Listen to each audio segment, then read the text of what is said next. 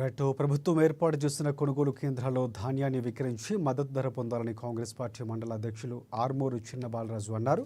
ప్రతిపక్షాల కల్లబొల్లి మాటలు నమ్మి రైతులు ఆందోళన చెందవద్దని, రైతులకు అండగా కాంగ్రెస్ పార్టీ ప్రభుత్వం ఉంటుందని భరోసానిచ్చారు.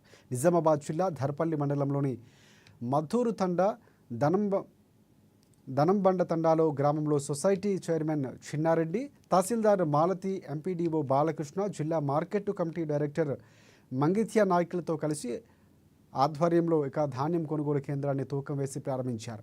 దళారులను నమ్మి రైతులు ఎవరూ మోసపోవద్దని, ప్రభుత్వం ఏర్పాటు చేసిన కొనుగోలు కేంద్రాల్లో ధాన్యాన్ని విక్రయించి మద్దతు ధర పొందాలని, ప్రభుత్వం ఇచ్చే బోనస్ ప్రతి రైతుకు అందాలని అన్నారు.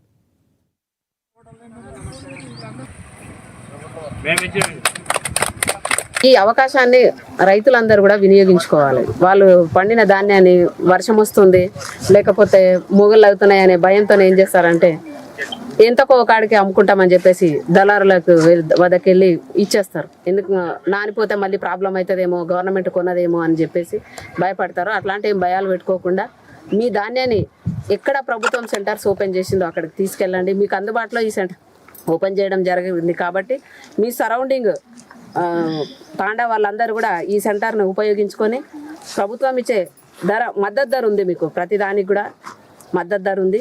అట్లాగే సన్న రకానికి 500 బోనస్ ఉంది. కాబట్టి రైతులందరూ ఈ అవకాశాన్ని సద్వినియోగం చేసుకొని లబ్ధి పొందుతారని చెప్పేసి ఆశిస్తున్నాం.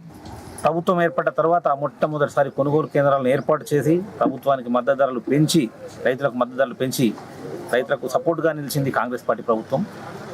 ఆ కొనుగోలు కేంద్రాలు ఇప్పటికీ అలాగే నడుస్తున్నాయి, కంటిన్యూషన్ అవుతున్నాయి.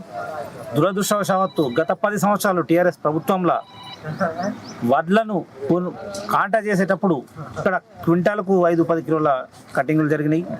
లారీ తీసుకొని రైస్ మిల్కి పోయినా అక్కడ కటింగులు జరిగినాయి. రైతులకు చాలా అన్యాయం జరిగింది.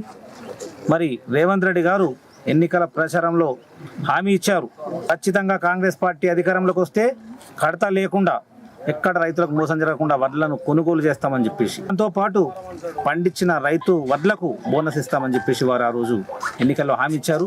హామీ ఇచ్చిన విధంగా సన్న రకానికి 500 రూపాయలు బోనస్ ఇచ్చారు. దొడ్డు రకాన్ని పండించొద్దనే ఉద్దేశంతో దొడ్డు రకాన్ని ఆపారు. దాంతోపాటు ఎక్కడ మోసం లేకుండా గత 2 సీజన్ల నుంచి మనం చూస్తున్నాం. గవర్నమెంట్ వచ్చిన తర్వాత ఏర్పడ్డ మా ఎమ్మెల్యే భూపతిరెడ్డి కొద్దిగా మాకు ఇబ్బంది అయినా కానీ మా చొరవ తీసుకొని మాకు రిక్వెస్ట్ ఇచ్చి ధర్పల్లి మండలానికి 17 సెంటర్లు